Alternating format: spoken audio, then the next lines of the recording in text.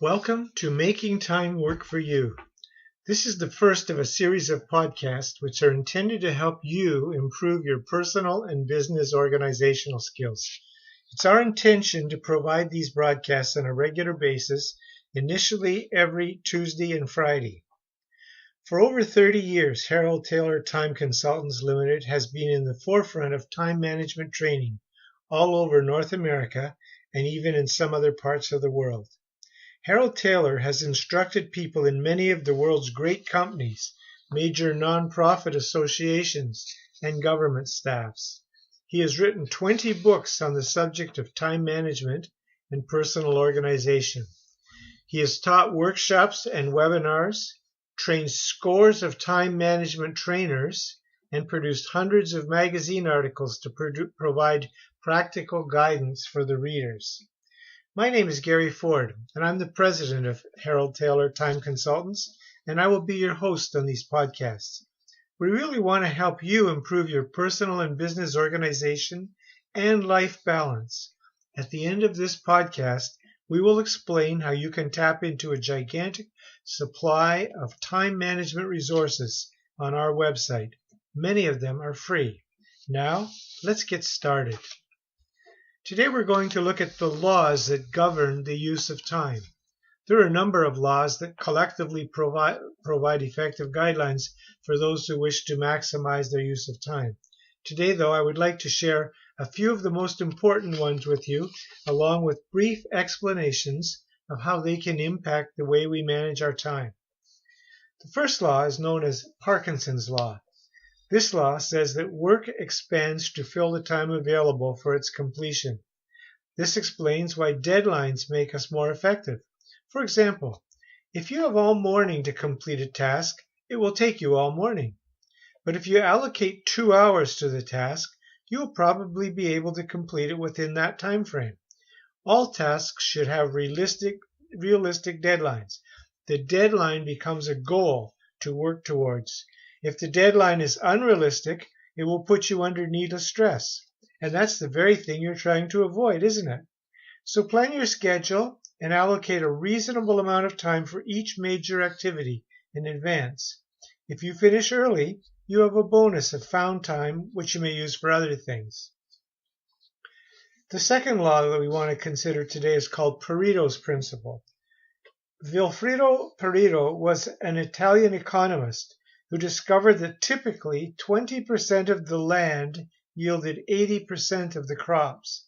When he applied it to other areas of life, he discovered that 20% of people deliver 80% of the results in any group or company. He continued to apply the same principle to other activities, and he discovered a remarkable correlation in many circumstances. That explains why 80% of our results are achieved from 20% of the things we do. It's critical to identify these few priority items and complete them at all costs, even if it means leaving the less important tasks undone. This can be more easily accomplished by scheduling the time needed to complete the priority jobs, putting both a start and end time in your planner, just as we discussed when we touched on Parkinson's Law. The next law that we should talk about is the law of diminishing returns. This law states that the amount of time required to approach completion and perfection increases exponentially the closer you get to job completion. That explains why it seldom pays to delay decision-making until you get all the facts or spend an inappropriate amount of time on a task. The extra value received by doing a near-perfect job rarely justifies the cost of the additional time that you had to spend. Always make the amount of time assigned to a task proportionate to the importance of the task. Don't be a perfectionist. The next law, called the law of comparative advantages, says that you should assign, delegate, or have someone else do any job that can be done at a rate or wage less than you earn or would like to earn. Put a value on your time, whether at work or away from work. Try not to get personally involved in tasks or activities that yield less return than this value. By delegating this work to someone else, you will free up time to work on tasks that can yield greater returns. This will give you a better return on your investment of time and effort. The last principle I'd like to share with you today is known as the pleasure principle. And who doesn't enjoy pleasure? There's a psychoanalytic concept which suggests that any organism avoids pain and seeks immediate gratification. This explains why we tend to procrastinate about doing something that we find distasteful or unpleasant. Overwhelming tasks lead to the same reaction. We prefer to work on brief and pleasant tasks, even though they may be less important. When we procrastinate, we are frequently putting off what we want most in order to receive what we want at the moment.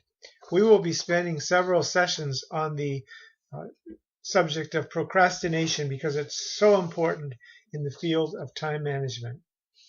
These 5 principles will help to lay the foundation for all of the future podcasts that we will share together.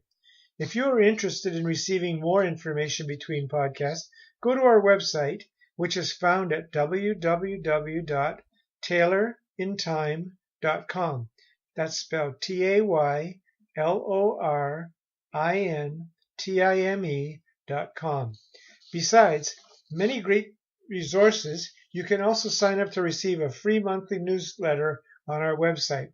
If you would like to communicate with us directly, please write to us at info@taylorinTime.com. That's info, I-N-F-O, at taylorinTime.com. I've really enjoyed sharing this first podcast. Hopefully, you have heard something of value to your life and your business. I look forward to meeting with you again next Tuesday at the same time and at the same place on your computer. Our topic at that time will be how to visualize where you want to be in 10 years. Goodbye for now, and remember, we can't manage time. All we can manage is ourselves with respect to time.